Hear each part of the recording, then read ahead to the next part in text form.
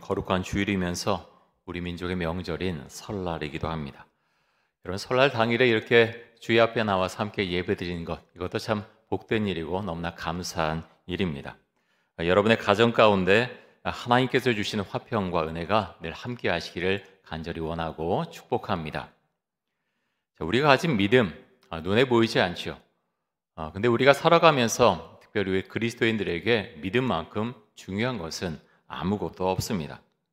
세상에서 가치 있게 여기는 것들, 재물이나 권력과 명예, 그것을 다 가졌어도 예수를 믿는 그 구원받은 믿음이 없으면 사실은 아무런 가치가 없는 것입니다. 아무 필요가 없는 것이죠. 그 모든 것은 헛될 수밖에 없습니다.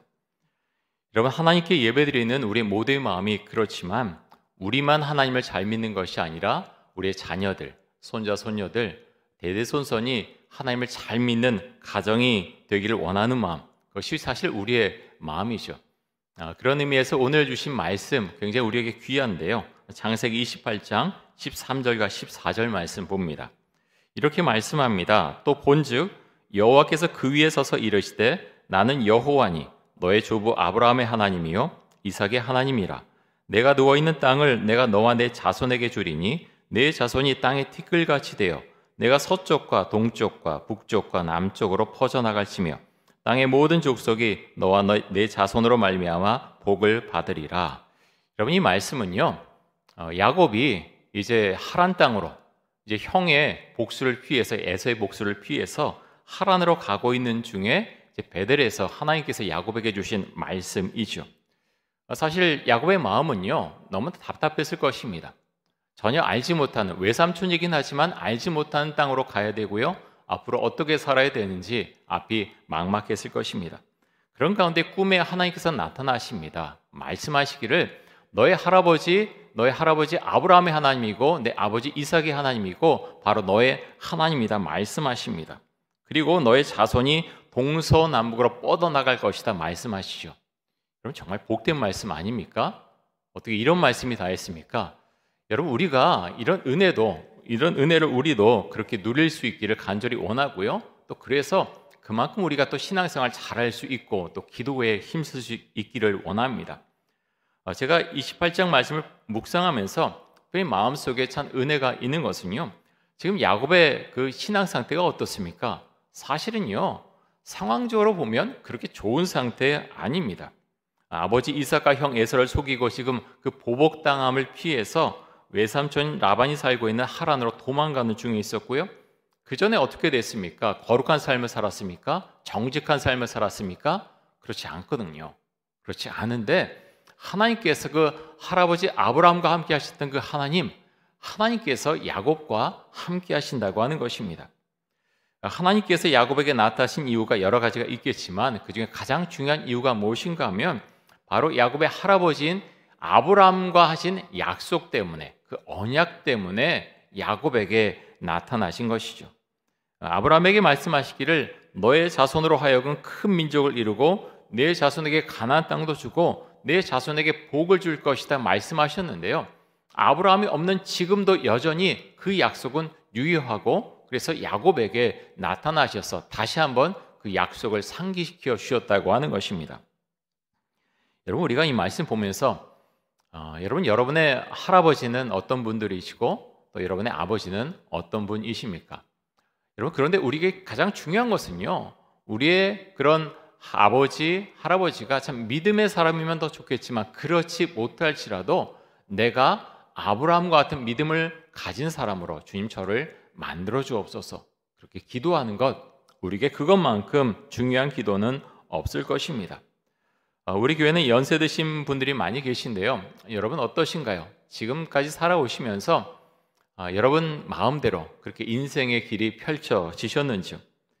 우리가 아무리 애쓰고 노력해도 안 되는 것들이 너무나 많습니다.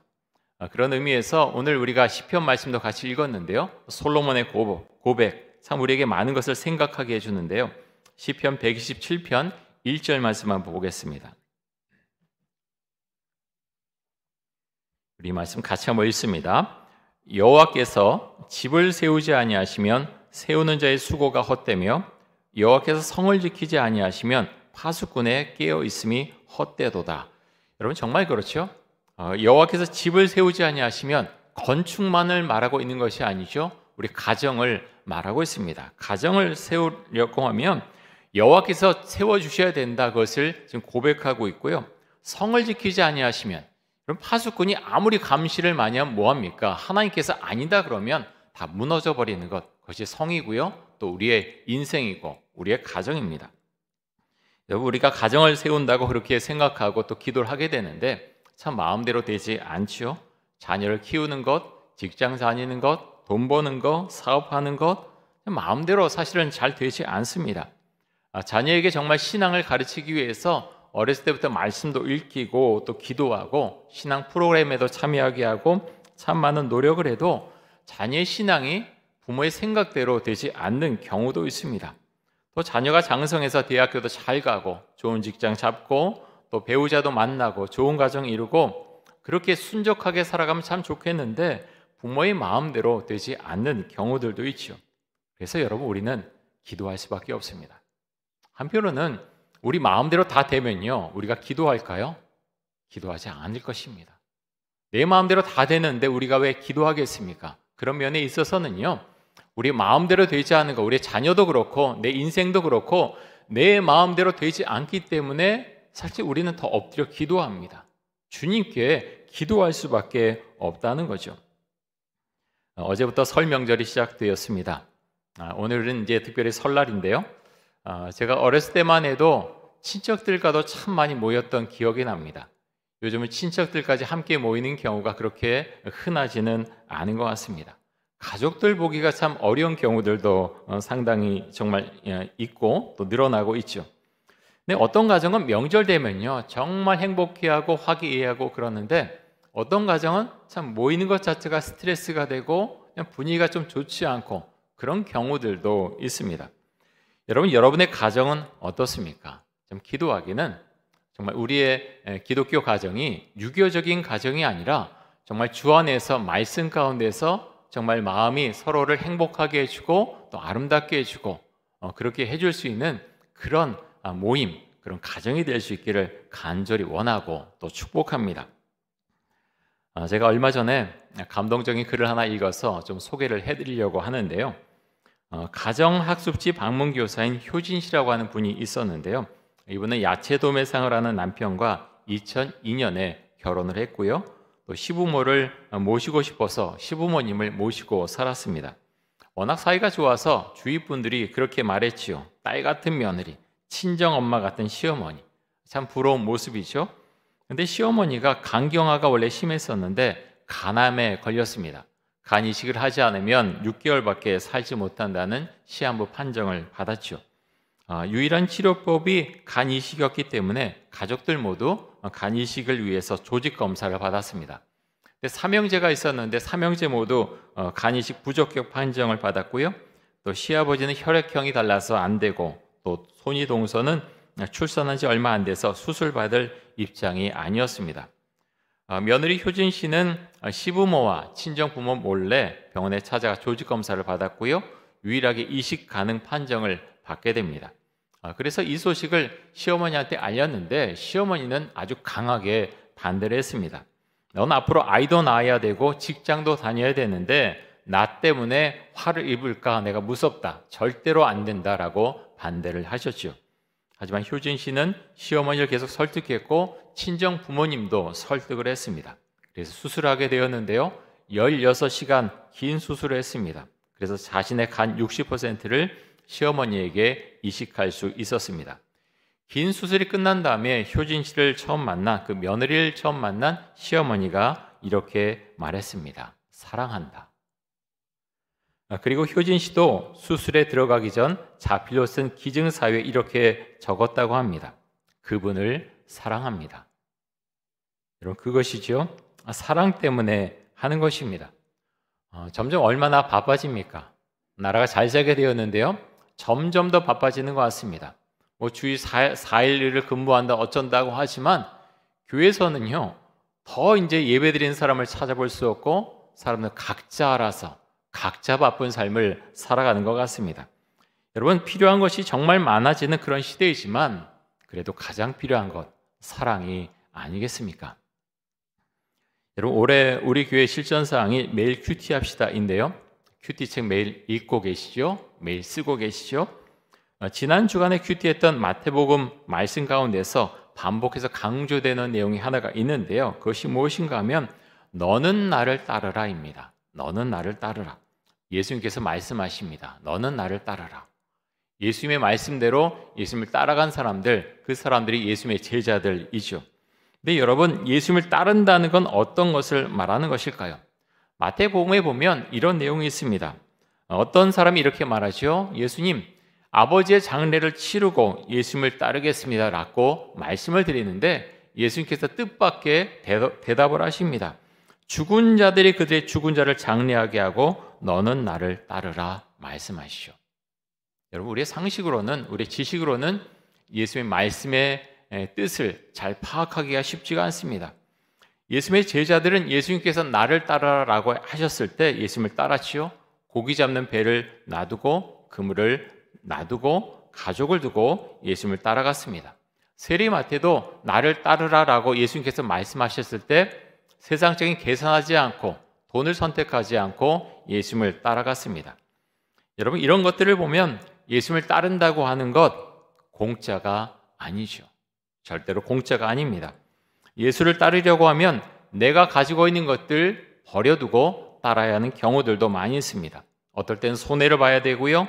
어떨 때는 사람들로부터 오해와 미움을 받기도 하는데, 근데 놀라운 것은 내가 예수를 따라갈 때 삶의 질서가 잡혀간다고 하는 것입니다. 세상 사람들이 말하는 질서는 어떤 것입니까? 먼저 돈 벌어라, 집 사라, 그리고 좋은 직장 가라, 내가 원하는 것 먼저 이뤄라. 그게 세상 사람들이 말하는 질서입니다. 가장 우선순위가 되겠죠. 그런데요, 성경은 우리에게 다르게 말씀합니다. 삶의 질서 중에 가장 중요한 것이 무엇이냐?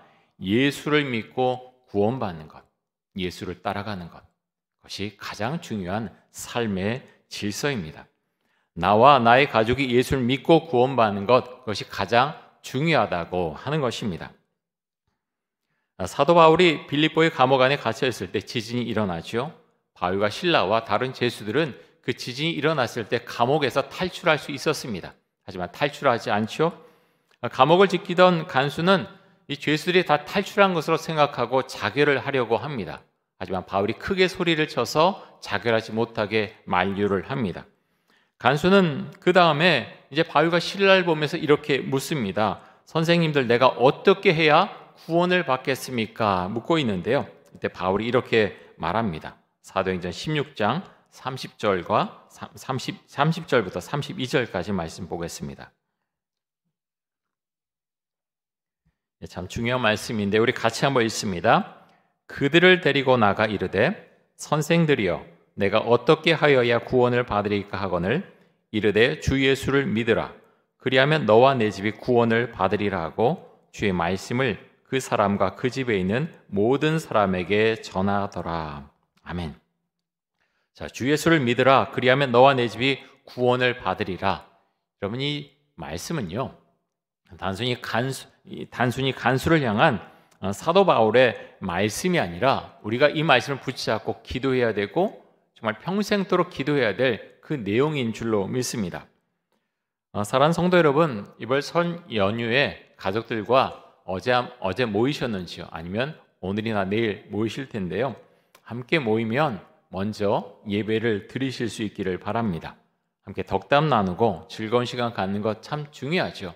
그런데요, 그런 모든 것 전에 먼저 하나님께 예배드리는 모습, 그것이 우리에게 필요합니다.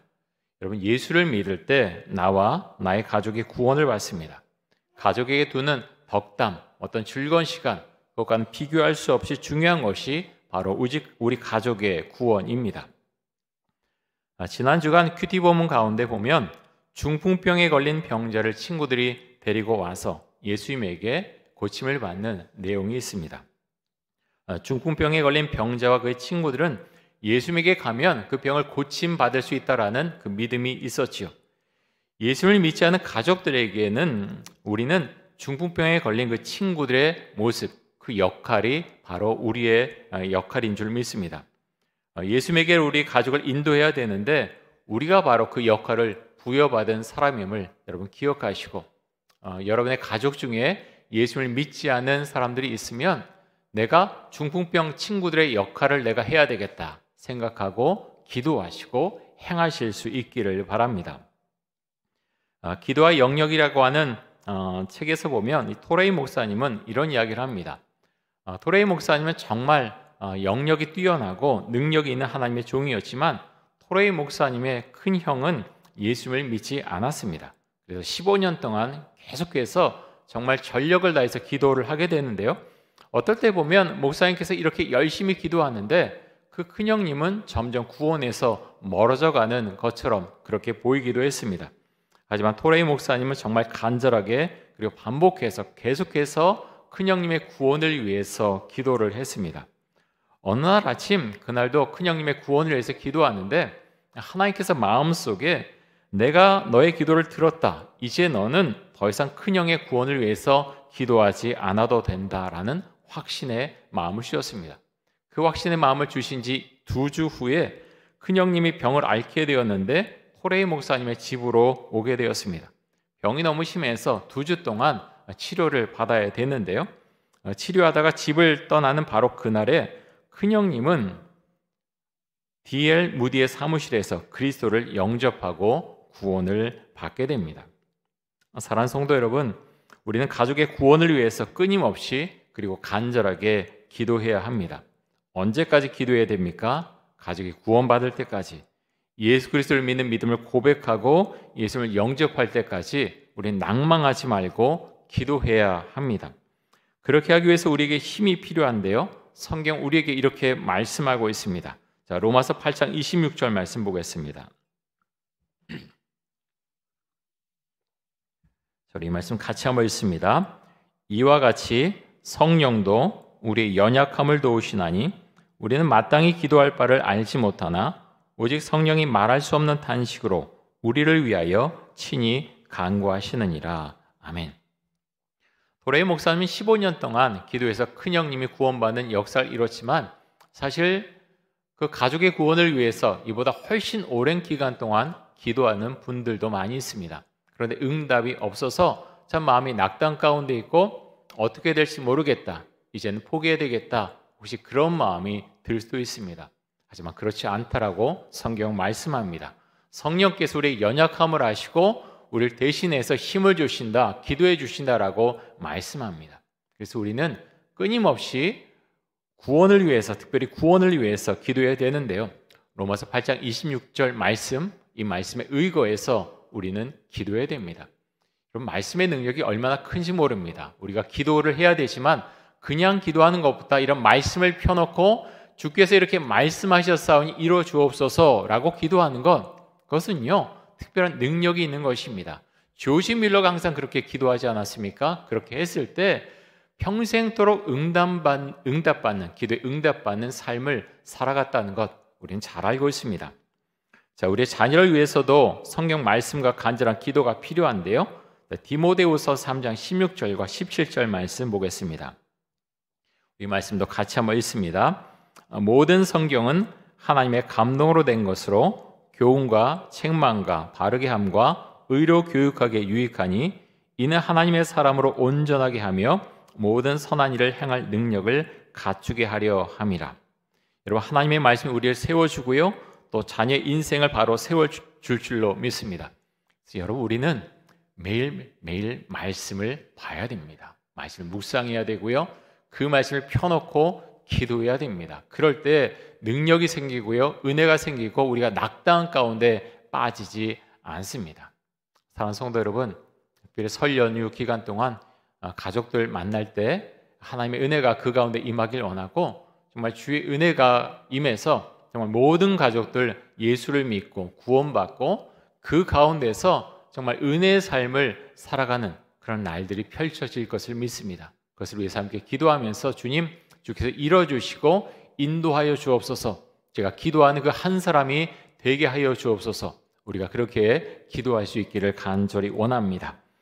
우리 이 시간 함께 기도하겠습니다. 이 시간 기도할 때 설 명절 연휴에 가족과 함께 예배드리게 하여 주옵소서, 특별히 믿지 않는 가족의 구원을 위해서 낭망하지 말고 기도하게 하여 주옵소서. 우리 가정의 주인이 예수님이심을 날마다 고백하게 하시고 하나님의 말씀을 날마다 묵상하며 그 말씀의 근거에서 기도하게 하여 주옵소서. 우리 함께 통성으로 기도하겠습니다. 사랑해 주님 감사합니다. 우리 민족의 명절인 설을 맞이했습니다. 하나님 아버지요, 오랜만에 우리 가족들을 만나서 즐겁고 행복한 시간을 보낼 수 있기 원합니다. 가족들과 만나지 못하는 우리 형제자매들 가운데도 은혜를 주시고 하나님 마음이 쓸쓸하지 않도록 주님 지켜주시기를 간절히 원합니다. 하지만 주님, 우리 가족들과 만나서 다만 웃고 또 재미있는 시간만 보내는 것이 아니라 주의 영이 임하는 그런 모임이 될 수 있기를 간절히 원합니다. 함께 예배드리며 특별히 하나님 예수를 믿지 않은 가족들을 위해서 간절히 기도할 수 있기를 원합니다. 하나님 아버지요, 가족들을 전도하기가 얼마나 어려운지요. 정말 많은 기도와 헌신이 필요한 것을 알고 있습니다. 도레이 목사님이 큰형을 위해서 그렇게 간절히 기도했듯이 우리도 끊임없이 하나님의 상황에 낭망하지 말고 계속해서 기도할 수 있기를 간절히 원합니다. 우리에게 구원의 확신과 믿음의 삶을 살아갈 수 있는 힘을 주시고 하나님, 우리가 때로는 기도하지 못할 때 주의 성령께서 우리의 연약함을 아시고 우리를 대신해서 기도하신다는 그 사실을 우리가 잊지 않도록 해주시고 성령의 의지에서 또 말씀의 의지에서 우리가 기도할 수 있기를 간절히 원합니다. 우리 힘을 주시고 하나님, 날마다 말씀을 묵상하며 그 말씀 가운데 기도하며 그래서 영역 가운데 주께 주신 영역 가운데 삶을 살아갈 수 있도록 주의 힘과 은혜를 더하여 주옵소서. 하나님 감사합니다. 예수님을 알게 하시고 예수를 믿게 하시고 우리가 믿은 그 예수님을 또 전하는 하나님 우리의 마음과 또 삶의 모습과 모든 것을 허락해 주시니 감사합니다. 우리 설 연휴 동안 우리의 가족들과 만날 때 하나님의 은혜가 그 가운데 임할 수 있기를 간절히 원합니다. 가족들 간에 하나님 가족 가운데서 예수를 믿지 않는 그런 분들이 계시다면 하나님 그분을 위해서 지속적으로 또 간절하게 기도하시도록 해주시고 그분이 구원받는 그 날을 위해서 하나님 그 날을 위해서 우리가 정말 간절히 기도하며 주 앞에 나아갈 수 있기를 간절히 원합니다. 우리 성도님들과 그 가정들 가운데 함께 해주시고 정말 주를 온전히 믿고 주를 찬양하며 주만을 따라가는 정말 예수님을 따라가는 복된 가정들이 될 수 있도록 하여 주옵소서. 예수 그리스도의 이름으로 기도드립니다. 아멘.